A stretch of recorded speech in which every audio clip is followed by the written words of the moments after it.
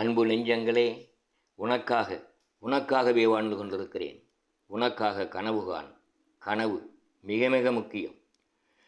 பிறந்த குழந்தை முதல் இறக்கும் தருமணம் வரை கனவின்றி ஒன்றுமில்லை. பிறந்த குழந்தை முதல் இறக்கும் தருணம் வரை கனவின்றி ஒன்றுமில்லை. பகற்கனவு, ராக்கனவு, இன்பக்கனவு. யாருக்காவது லட்சிய கனவு உண்டா? உண்டு என்று நீங்கள் சொல்லலாம். ஆனால் அந்த லட்சிய கனவு எப்படி காண்கிறீர்கள்? கனவு காணுங்கள். பெரிய பெரிய லட்சியங்களாக கனவு காணுங்கள். கனவென்பதே கற்பனைதான். கனவென்பதே கற்பனைதான். கற்பனைகள் ஆழ்மனதில் பதிய வையுங்கள். கனவுகள் நினைவாகும். உனக்குள் எந்த கனவு இருக்கிறது?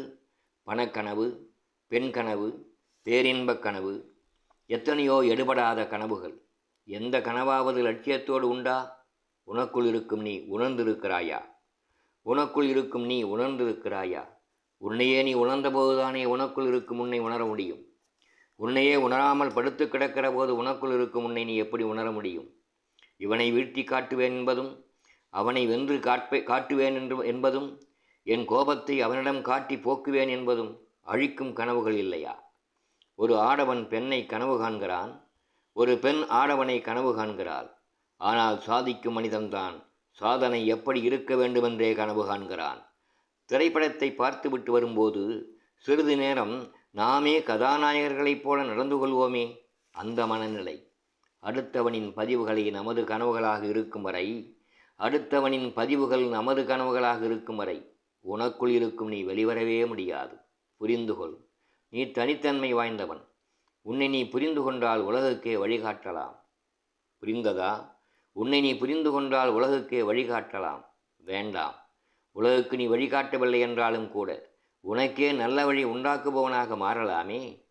கனவுகள் மேம்பட வேண்டும் பராசக்தி என்றான் பாரதி. கனவுகள் மேம்பட வேண்டும் பராசக்தி என்றானே பாரதி. உன்னால் எதை செய்ய முடியாது என்று மற்றவர்கள் சொல்லுகிறார்களோ, உன்னால் எதை செய்ய முடியாது என்று மற்றவர்கள் சொல்லுகிறார்களோ அதை செய்து காட்டுவது தானே மிகப்பெரிய இன்பம் என்கிறான் வால்டேர். அந்த ஆற்றலை அக ஆற்றலாக மாற்றுவதே கனவு காண்பது. அந்த ஆற்றலை அக ஆற்றலாக மாற்றுவதே கனவு காண்பது. கனவு காணுங்கள். ஒன்று சொல்லட்டுமா? நாமக்கல் கவிஞர் ராமலிங்கம் பிள்ளையும் அவரது நண்பர்களும் பாரதியை பார்த்து கொண்டிருந்தார்கள். அவர்களை பார்க்க வந்தபோது அவர் அமைதியாக அமர்ந்திருந்தார்.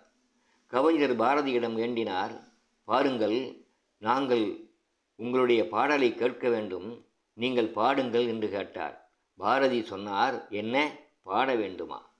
நீ சொன்னால் நான் பாட முடியாது. நான் பாடும்போது நீ கேட்டுக்கொள் என்று சொல்லிவிட்டார். அமைதியாக அன்று இரவு எல்லோரும் படுத்து தூங்கிக் கொண்டார்கள். நடுஜாமத்தில் அனைவரையும் எழுந்திரும்பிள்ளாய், எழுந்திரும்பிள்ளாய், நான் பாடப்போகிறேன் என்று பல பாடல்களை பாடினாராம். ஆற்றல்கள் காட்டாறு போல் மனதின் அடித்தளத்தில் அடங்கி கிடக்கும். ஆற்றல்கள் காட்டாறு போல் மனதின் அடித்தளத்தில் அடங்கி கிடக்கும். எப்பொழுது பீரிட்டு எழும் என்பது தெரியாது. எழுகிற போது சாதிக்கின்ற சக்தி உனக்கு தேவை. வீழ்கின்ற எண்ணம் விதையாய்க்கூட மனதில் இருக்கக்கூடாது. வீழ்கின்ற எண்ணம் விதையாய்க்கூட மனதில் இருக்கலாகாது. பிழை எதுவுமில்லை. உழைக்கின்ற உழைப்பிற்கு விழித்துக் கொள்வதற்கு முன் கனவு கண்டுகொள். அந்த கனவில் ஆழம் இருக்கட்டும். அந்த கனவில் அற்புதங்கள் இருக்கட்டும். அந்த கனவில் ஆச்சரியங்கள் இருக்கட்டும். அந்த கனவில் ஆற்றல்கள் இருக்கட்டும். அந்த கனவில் தன்னம்பிக்கை இருக்கட்டும். அந்த கனவில் வெண்ணை தொட்டும் ஆசை இருக்கட்டும். எந்த நிலையிலும் உன் லட்சியங்கள் கனவு காட்சிகளாக மனதில் பதிகட்டும். கனவு நிலை நினைவு நிலையாக மாறும். அந்த நிலை வரும்போது லட்சியம் கனவு நிறைவேறும்.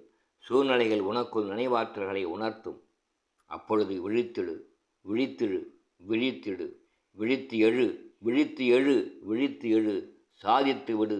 உன் சாதனைகள் உன் குடும்பத்தை மட்டுமல்ல, இந்த பாரதத்தை தலைநிமிரச் செய்யும். இளைஞர்களே, விழித்தெழுங்கள். மீண்டும் சந்திப்போம்.